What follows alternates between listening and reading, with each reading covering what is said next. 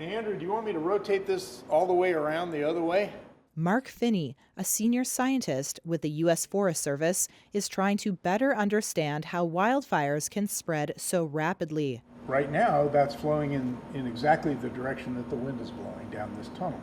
He works at the Forest Service's Missoula Fire Sciences Laboratory in Montana, where controlled fires are ignited under a variety of conditions.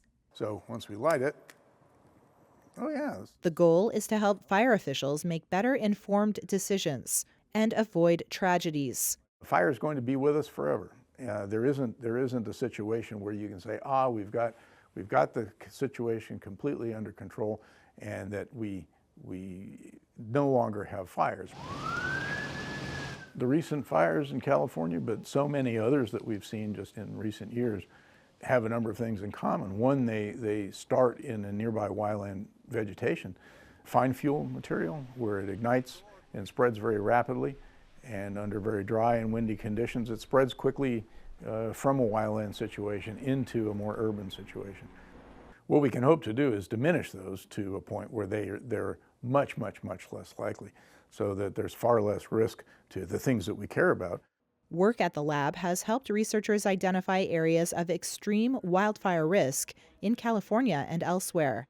But Finney says his is really the last lab left devoted to studying wildland fire behavior. We have bigger and bigger questions and more consequences to society, our ecosystems and our communities from fire, and yet we have less and less resources to devote to scientific study of the subject.